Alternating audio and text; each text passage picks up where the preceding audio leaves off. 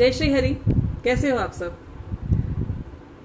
आज का वीडियो काफ़ी महत्वपूर्ण है श्रीमद् भगवद गीता के मार्ग पर, और कुछ इसमें बड़ी दिलचस्प बातें आपको जानने को मिलेंगी बच्चों। पहले वीडियोस में हमने ये जाना कि अब महाभारत का युद्ध टाले नहीं टलेगा।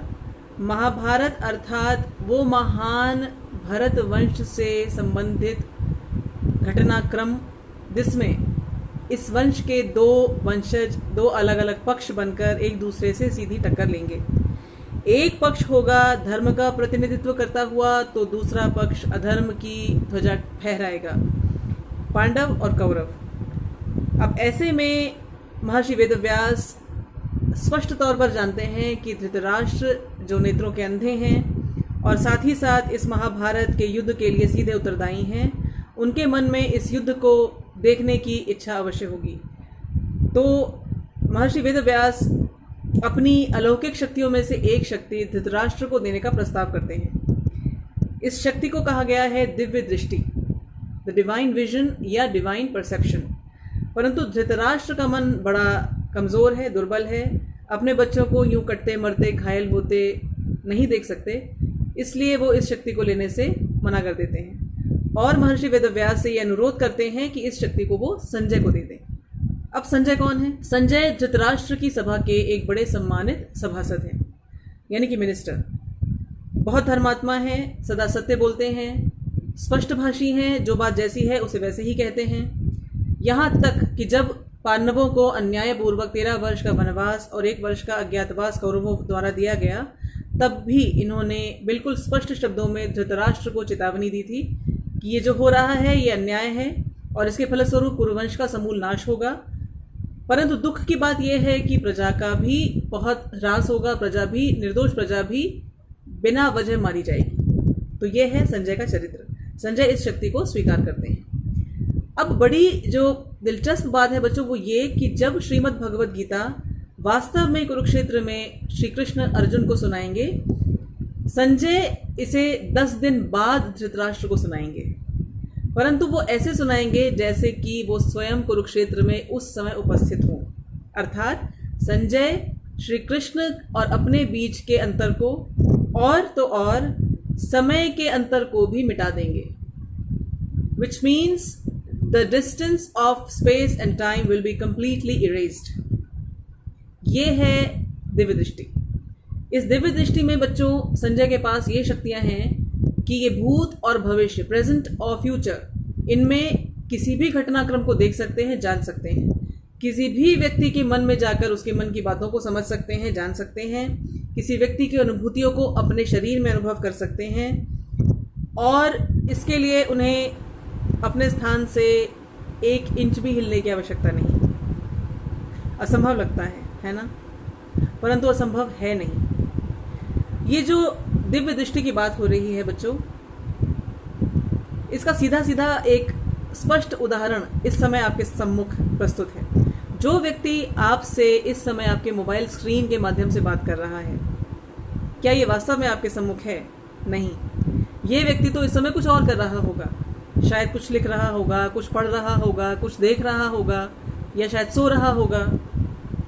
इसके अतिरिक्त जिस स्थान पर ये व्यक्ति शूटिंग कर रहा है, ये वो स्थान नहीं जहां बैठकर आप इस वीडियो को देख रहे हैं। तो स्थान और काल का अंतर तो आप अपनी आंखों के सामने मिटता हुआ देख रहे हैं। ये बात अलग है कि इस घटनाक्रम के पीछे जो सिद्धांत हैं वो आप विज्ञान के आधार पर अपने आप को समझा सकते हैं।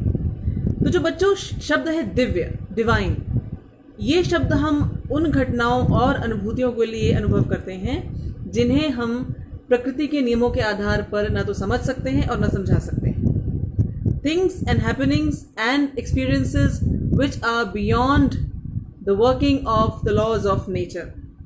इन्हें सुपरनैचुरल कह सकते हैं, पैरानॉर्मल भी कह सकते हैं। क्या ये असंभव है?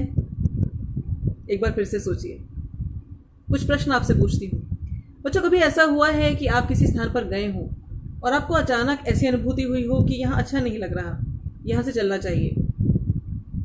या किसी व्यक्ति को देखकर अचानक आपको लगा हो, अरे ये तो बड़ा परिचित लग रहा है, जबकि वास्तव में आप उस व्यक्ति से कभी नहीं मिले?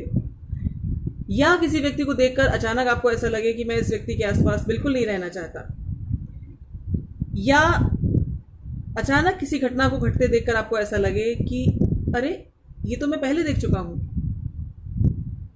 कभी कभी ऐसा भी हो सकता है कि कोई स्वप्न आपने ऐसा देखा कि आपको लगे कि ये तो स्वप्न जैसा लग ही नहीं रहा, बहुत ही जीवंत अनुभूति है, विविड ड्रीम। किसी स्थान पर आप गए और अचानक आपके रोंगटे खड़े होने लगे, या तो एक्साइटमेंट से, या भय से, या किसी और अनुभूति से। बच्चों पता है ये क्या है? ये वही दिव्य दृष्टि है, उसी की झलकियां हैं। क्या ये दिव्य दृष्टि किसी किसी को मिलती है? नहीं। पिछले वीडियो में बच्चों आपने जाना कि जो आप हैं वास्तव में, वो आप किसी को भी नहीं दिखते।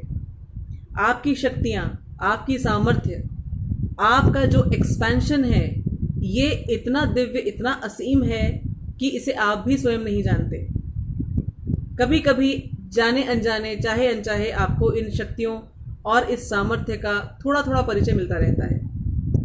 तो ये जो एक्स्ट्रा सेंसरी परसेप्शन है, जिसको आप अपने आप को स्वयं ही एक्सप्लेन नहीं कर सकते, ये उसी डिवाइन परसेप्शन, उसी डिवाइन विजन का ही उदाहरण है।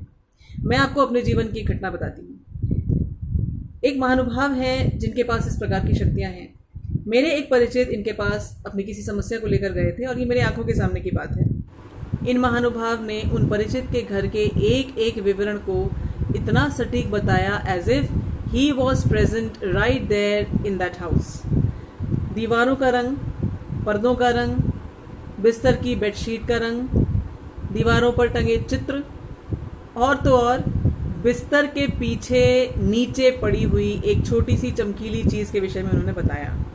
घर आकर जब जांचा गया तो पाया गया कि बिस्तर के नीचे जो पड़ी हुई चमकीली छोटी सी चीज़ है, वो किसी बच्चे की छोटी सी स्टील की टॉय कार है, खिलौने वाली गाड़ी। ये जो दिव्य दृष्टि है बच्चों, इसे क्लेयरवॉयंस कहा जाता है। क्लेयर का अर्थ होता है क्लियर, स्पष्ट, और वॉयंस का अर्थ होता है विजन, यानी कि दृष्टि। स्पष्ट अर्थात इतना स्पष्ट कि मेरे और मेरे द्वारा देखी जा सकने वाली घटना या वस्तु या व्यक्ति के बीच कोई भी अवरोध या बाधा न हो। जो मैं देखूं वो बिल्कुल यूं स्पष्ट देखूं जैसे कि वो मेरे सामने घटित हो रही है। एक और प्रश्न आपसे पूछती हूँ, क्या कभी आपके साथ ऐसा हुआ है कि आप किसी व्यक्ति के विषय में सोच रहे हों और अचानक उसी व्यक्ति का मैसेज आ जाए, या फ़ोन कॉल आ जाए, या वो व्यक्ति स्वयं आपके घर आ जाए और आपसे कहे कि वो भी आपके विषय में सोच रहा था? इसे टेलीपैथी कहते हैं। ये टेलीपैथी भी उसी डिवाइन परसेप्शन का एक छोटा सा उदाहरण है। ये छोटे छोटे उदाहरण आपको आज जो मैंने दिए बच्चों, इसके पीछे एक और केवल एक उद्देश्य है कि आप जान सकें कि आप केवल उतने ही नहीं जितना आप स्वयं को मानते हैं और जानते हैं। आप असीम हैं, अनंत हैं। याद रखिए आप किसके अंश हैं। जिसके आप अंश हैं, अपने आप इस बात को आप समझ सकते हैं कि उसके गुण, उसके लक्षण आपके अंदर अवश्यमेव होंगे। जैसा पिता वैसा पुत्र, जैसा स्रोत वैसा ही उसका परिणाम। आज बस आप अपने बारे में थोड़ा ध्यान से सोचने का प्रयास कीजिएगा कि ये जो आपको एक्स्ट्रा सेंसरी परसेप्शंस होते हैं, अतीन्द्रिय अनुभव, ये कब कब हुए हैं। प्रयास कीजिएगा कि इन्हें किसी डायरी में आप लिखें। और इसके साथ साथ बच्चों आज 2 इम्पॉर्टेंट टिप्स भी मैं आपको दूंगी। एक ये कि जिस स्थान पर आप सोते हैं वो बिल्कुल साफ सुथरा रखिएगा और अपने पैर धोकर सोइएगा। साथ में अपने बेड के बगल में एक पेन और पेपर अवश्य रखिएगा। यदि कोई सपना आपको ऐसा लगता है जो आपको बहुत स्पष्ट दिखता है, कोई ऐसा अनुभव उस स्वप्न के माध्यम से आपको होता है जो आपको अन्य स्वप्नों से अलग हटकर लगता है, तो उसे उठते ही उस पेपर पर उतार लीजिएगा। बहुत संभव है कि इस स्वप्न के माध्यम से आपकी दिव्य दृष्टि आपसे कुछ कहना चाह रही है। अगले वीडियो में बच्चों हम मिलेंगे और इस दिव्य दृष्टि के विषय में खुलकर बात करेंगे, इसे बहुत अच्छे से समझने का प्रयास करेंगे और इस दृष्टि का प्रयोग करना सीखेंगे। तब तक अपने आप को याद दिलाते रहिए कि आप दिव्य व्यक्ति हैं, यू आर डिवाइन बीइंग्स। आपके पास जो है वो इतना असीम है और इतना सुंदर है और इतना दिव्य है कि प्रकृति के नियमों में उसको बांधा ही नहीं जा सकता।